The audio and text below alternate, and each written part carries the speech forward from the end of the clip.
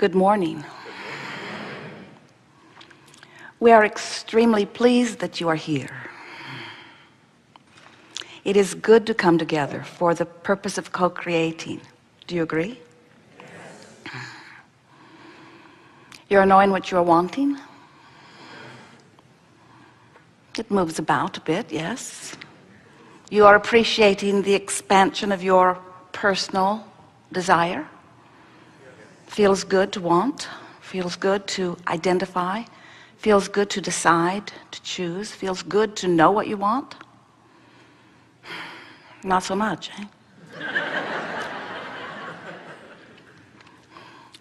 As we chew together today, it is our desire that by the time we come to a conclusion, that you have come all the way full circle to this first question: are you enjoying the evolution, the presence of, the expansion of this constantly evolving desire that is within you? We want you to say yes and really mean it. But we understand that until you are able to deliberately and personally and consistently be a vibrational match to your own desires, that saying yes to that would only be words. It wouldn't be real, because when you desire something that you doubt, it doesn't feel good. Desire that is laced with doubt or fear or disappointment doesn't feel good at all. So if we say, are you enjoying your desire, and you don't believe for a moment that your desire will ever come to fruition, then you got to say basically what you said. You sat there silent. No, Abraham, we're not all that jazzed about our desire, because I felt better before I knew I wanted that thing I can't have.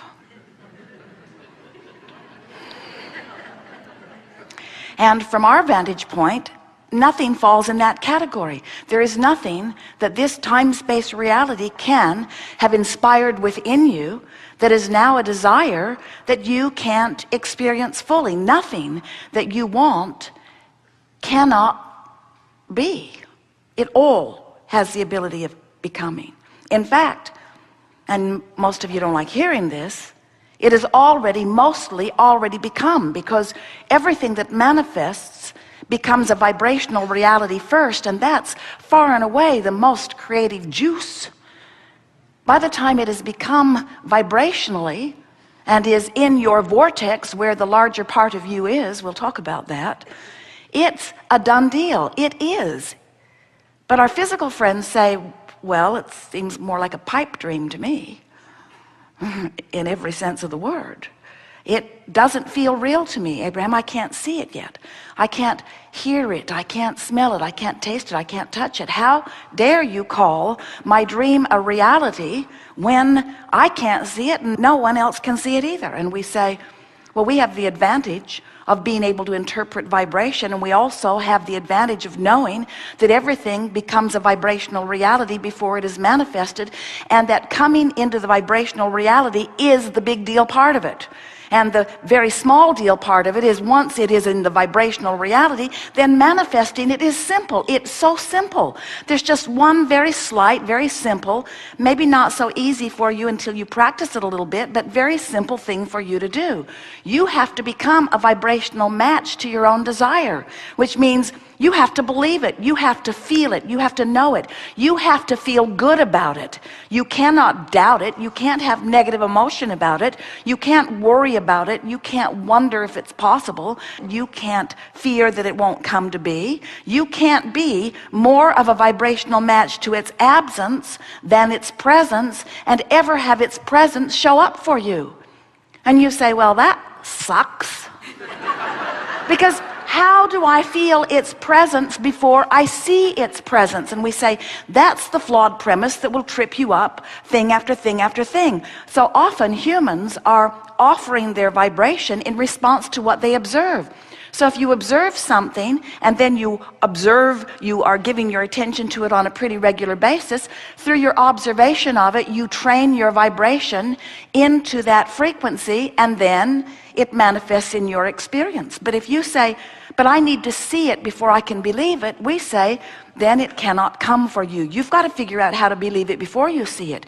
You have to figure out how to believe in the vibrational version of it and feel so good in focusing on the vibrational version of it that you train your frequency into alignment with the vibrational version of it.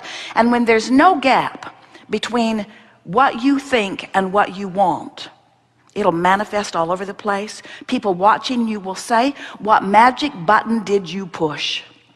And you'll say, I pushed the button of belief. I got into the vortex. And they'll say, how did you do it? How did you come to believe something that wasn't already evident in your experience? And you say, well, I looked at things that were in my experience and I convinced myself that this too could be.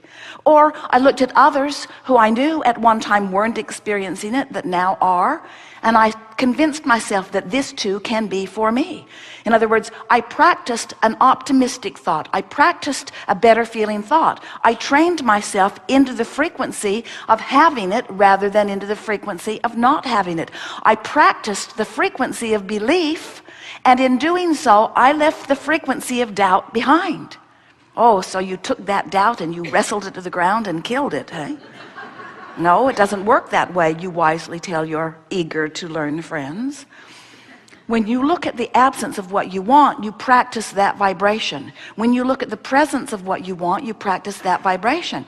And all you have to do is decide. It doesn't have to be present in terms of manifestation. It can be present in terms of vibration, and you can feel it.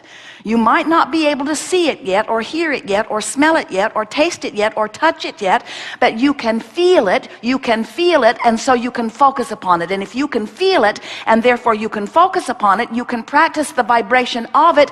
And if you practice the vibration of it consistently enough that the vibration of the presence of it is tipped slightly on the fulcrum of your vibrational attitude, once you practice the vibration of the presence of it just slightly more than you practice the vibration of the absence of it, it must be.